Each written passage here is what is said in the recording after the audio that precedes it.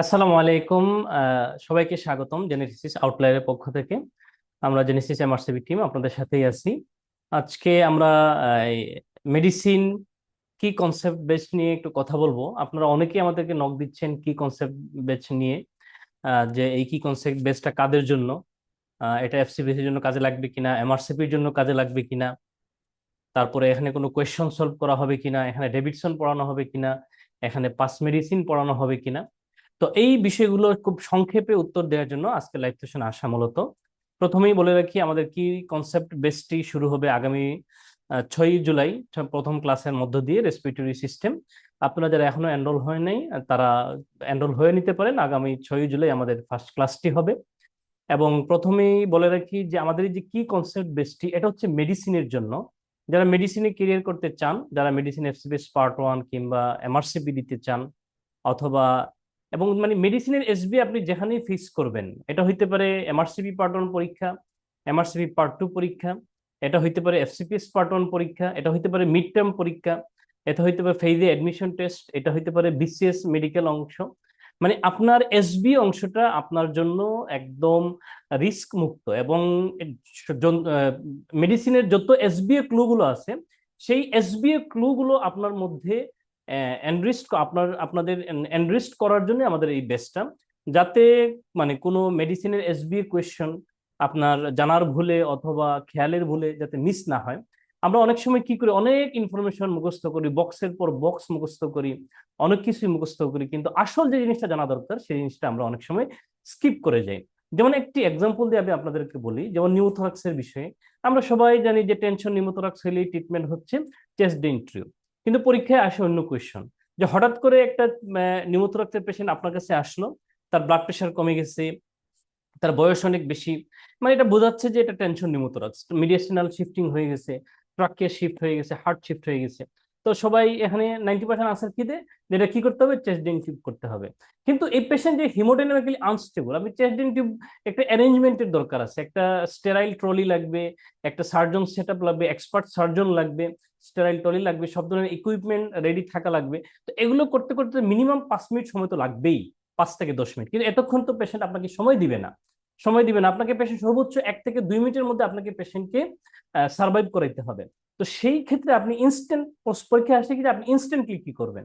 আমরা জানি যে টেস্টডেন, আমরা প্রাথমিক অবস্থায় আমরা জানি যে মানে পেশেন্ট খারাপ না হইলে, ভালো হইলে আমরা পারকিউটেনিয়াস নিডল অ্যাসপিরেশন দিই। কিন্তু টেনশন নিউমোথোরাক্সের পেশেন্টের ইমিডিয়েট ট্রিটমেন্টটাও হচ্ছে কিন্তু wide bore needle, percutaneous second intercostal স্পেসে wide percutaneous needle aspiration instantly দিতে হবে। এবং এই পারকিউটেনিয়াস নিডল অ্যাসপিরেশন করে আপনি কিছু বাতাস বের করে দিলে আপনাকে পেশেন্ট এই চেস্ট ডিম টিউব করার পর্যাপ্ত সময়টুকু দিবে। তাহলে কি দাঁড়ালো, নিউমোথোরাক্সের ইমিডিয়েট ম্যানেজমেন্ট হচ্ছে পারকিউটেনিয়াস নিডল অ্যাসপিরেশন, টেনশন নিউমোথোরাক্সের।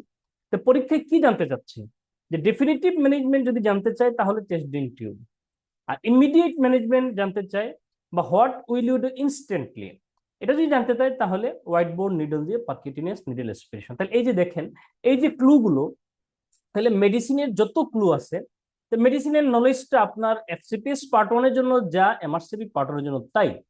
তাহলে তাহলে এই যে নলেজটা, যে ক্লু গুলা, এসবির যে ইনফরমেশন গুলা, এগুলি আপনার আমাদেরকে এই বেসটাতে আমরা মানে ইনফরমেশন গুলো দেবো। অর্থাৎ মেডিসিন কি কনসেপ্ট বেসতে সকল গুরুত্বপূর্ণ ইনফরমেশন গুলো দেওয়া হবে, কোনো আজে বাজে ইনফরমেশন, কোনো বক্স মুখস্থ করানো বা এইসব বিষয়গুলো থাকবে না। তাহলে আপনারা মানে যারা মোটামুটি মেডিসিন একবার পড়ে ফেলছেন, মনে করেন ডেভিডসন একবার পড়ছেন, অথবা আপনি পাস মেডিসিন একবার কোয়েশ্চন সলভ করছেন, অথবা পাস টেস্ট একবার কোয়েশ্চন সলভ করছেন, অথবা নোটস একবার পড়ছেন, অর্থাৎ আপনি ইন্টার্নশিপ শেষ করার পরে আপনি মেডিসিনের যে কোনো সোর্স অফ নলেজ একবার পড়ে ফেলছেন, একবার মাত্র, আমি বলতেছি না রিভিশন দিচ্ছেন, এটা হইতে পারে পাস মেডিসিন, হইতে পারে ডেভিডসন হইতে পারে।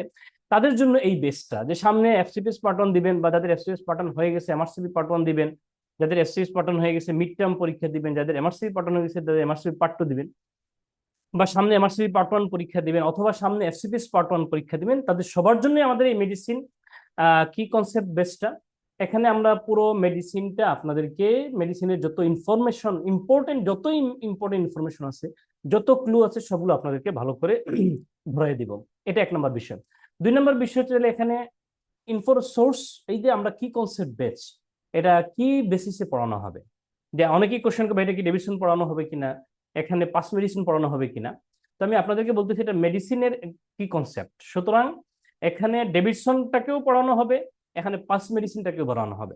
অর্থাৎ আমাদের এই কি কনসেপ্ট বেসটা is a summary of both Davidson এবং পাস মেডিসিন। অর্থাৎ আমরা যারা আমি মনে করেন রেসপিরেটরি সিস্টেম ক্লাস নেই, অনেকে অনেকগুলো ক্লাস নেই, আমরা ডেভিডসন এবং পাস মেডিসিন দুইটাই অ্যানালাইসিস করব। অ্যানালাইসিস করে দুটোতেই যে গুরুত্বপূর্ণ ইনফরমেশন গুলো আছে সেই ইনফরমেশন আপনাদেরকে দিব, যাতে আপনাদের ডেভিডসন যা পড়েন তারও কাজে লাগবে, পাথ মেডিসিন যে পড়তেছেন তারও কাজে লাগবে, নোটস এর নোটস পড়েন তারও কাজে লাগবে। আর অনেকে কোয়েশ্চেন করছেন যে এখানে কোনো কোয়েশ্চেন সলভ করা হবে কিনা। এখানে আমরা মেইনলি কি কনসেপ্ট বা ইনফরমেশন গুলো দিব, এবং অবশ্যই এর পাশাপাশি আমরা ইম্পর্টেন্ট রিলেটেড কোয়েশ্চেন গুলো অবশ্যই অবশ্যই সলভ করব।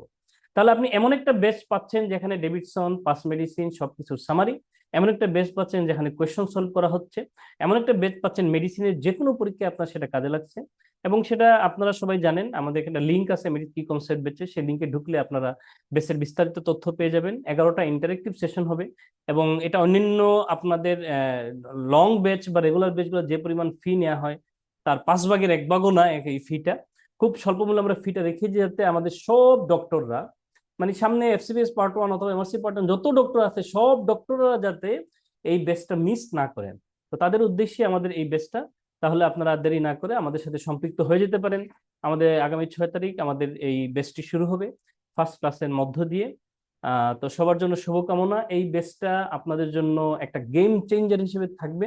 এই বেচের প্রত্যেকটি কথা, প্রত্যেকটা ইনফরমেশন, প্রত্যেকটা তথ্য, প্রত্যেকটা মুহূর্ত হচ্ছে পার্লের মতো, মণিমুক্তার মতো। এখানে অগুরুত্বপূর্ণ কোনো কথা বলা হবে না, less important, nice to know এগুলো নিয়ে কোনো ডিসকাশন হবে না। এখানে শুধুমাত্র ডিসকাশন হবে মাস্ট টু নো। এবং এই কি কনসেপ্ট বেস থেকেই আমরা বলতে পারি যে এই কি কনসেপ্ট বেস থেকে আপনি এফসিএস পার্ট 1 বলেন, এমআরসিপি পার্ট 1 বলেন, অথবা রেসিডেন্সি বলেন, অথবা বিসিএস এর মেডিসিন পার্টটা বলেন, সেখানে মোর দেন 80% ক্লু এবং 80% কোয়েশ্চন কমন পড়বে আশা করি। তো সবাই ভালো থাকেন। আমরা চাই না কেউ 0.2, 0.4, 0.6 বা একটা বা দুইটা কোয়েশ্চেনের কারণে পরীক্ষায় খারাপ করুক। আমরা চাই যারাই ভালো করে প্রিপারেশন নিচ্ছে তারা সবাই যাতে পাশ করে। এই সবাই পাশ করানোর টার্গেট নিয়ে আমাদের এই আয়োজনটা। আপনারা সম্পৃক্ত হলে আপনাদেরই উপকার। সবাই ভালো থাকবেন, সুস্থ থাকবেন। আসসালামু আলাইকুম।